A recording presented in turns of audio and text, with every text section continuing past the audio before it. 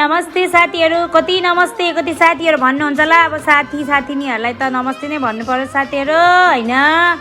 यो चाहिँ मैले प्लाजमा ब्लास्ट गर्दिन आँटेको छु। कोठी मुसा निकाल्दैछु, हेर्न सक्नुहुन्छ। यत्रो नसा पलाउनेहरू पनि हेर्नु एकैचोटिमा ट्याग ढ्याग ढ्याग हुन्छ।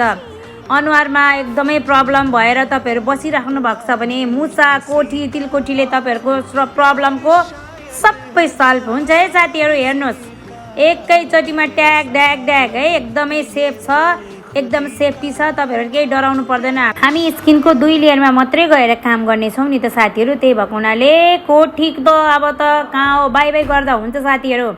हेर्नुस् त ट्याग ढ्याग ढ्याग छुयो कि निक्ल्यो। अनि अब प्रब्लम छ कोठी छ भनेर चाहिँ तपाईहरु मुसा छ भनेर चाहिँ एकदम डर नमाने पनि हुन्छ साथीहरू। रिङ्कल देखिको लिएर सबै कुराको ट्रिटमेन्टहरु हुन्छ, सो डराउनु पर्दैन। अनि उहाँ हाम्रो माइजूको चाहिँ हामीले कोठीहरु निकाल्दिदै थियौं, त्यतिकैमा चाहिँ अर्को क्लाइन्ट पनि आउनु भएर हेर्दै हुनुहुन्थ्यो र उहाँले पनि ल मेरो पनि यहाँको निकाल्दिनु भनेर उहाँको पनि निकाल्दिएको छौं साथीहरू। तपाईहरुको स्किनमा प्रब्लम छ भने हजुरहरु पनि